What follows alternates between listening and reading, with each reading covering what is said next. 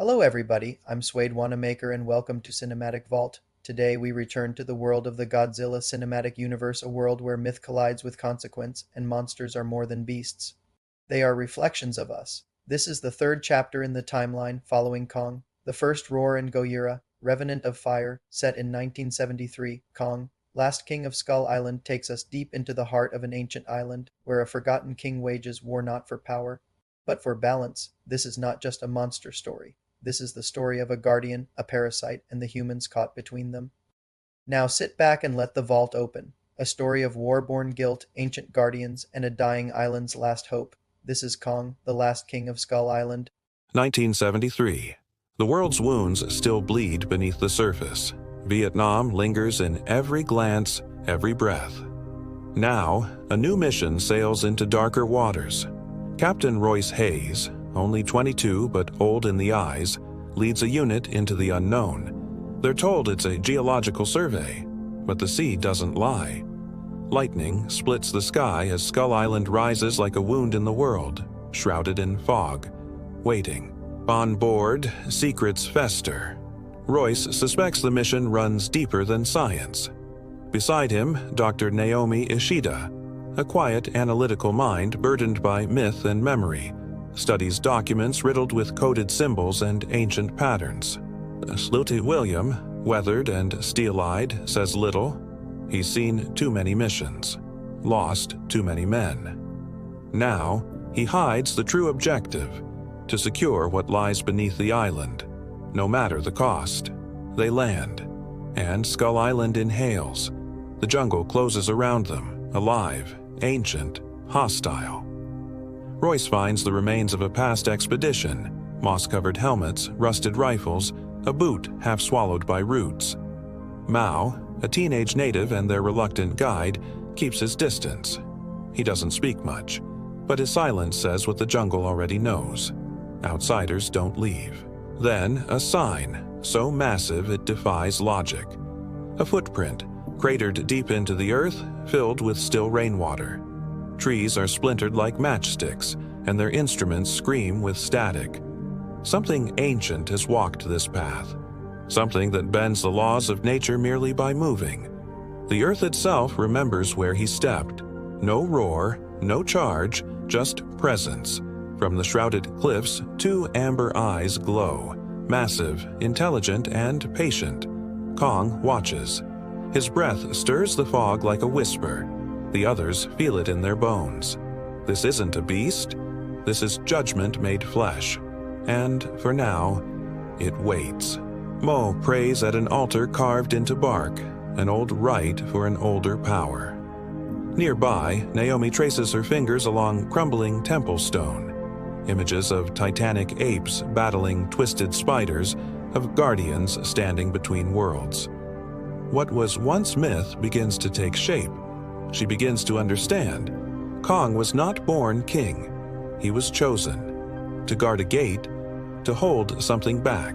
Sleuth William authorizes charges to explore the volcano, ignoring Mao's frantic pleas. The mountain shakes. The air grows hot. A low groan escapes the earth, like something exhaling after centuries of sleep. Lava bubbles. The island trembles.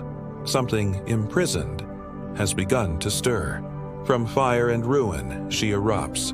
Kumonga, the Death Weaver. Her carapace glistens in molten light. Her shriek splits stone. Around her crawl the mother longlegs, vile children of venom and instinct. They pour from the cracks like rot through a wound. The balance is broken. A queen has awakened. Night. A scouting party doesn't return.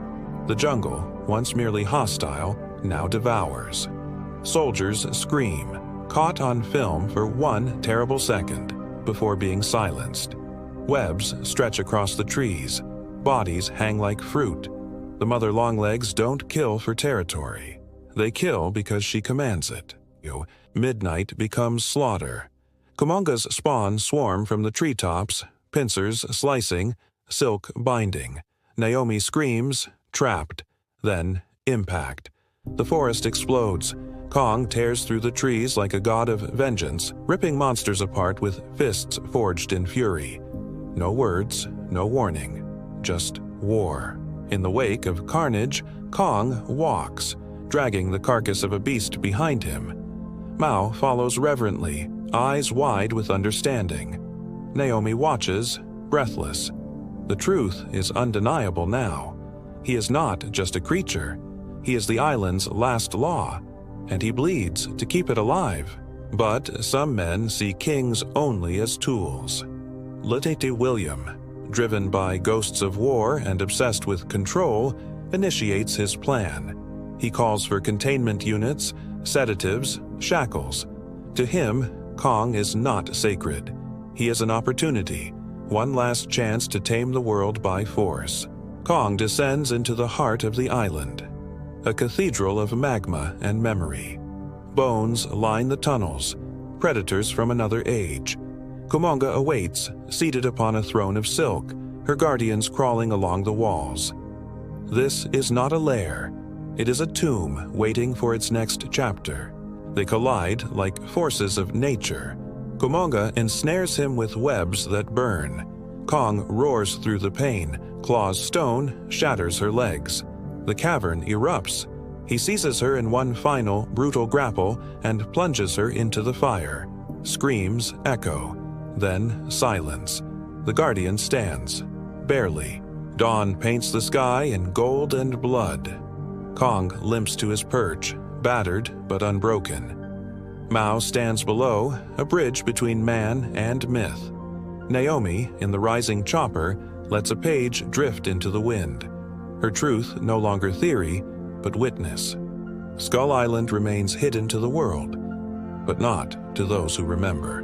Kong, the last king of Skull Island. The king stands so the world doesn't fall. If you enjoyed this journey of forgotten legends of untold worlds, make sure to subscribe to the channel. Ring the bell so you never when a new story is on Earth.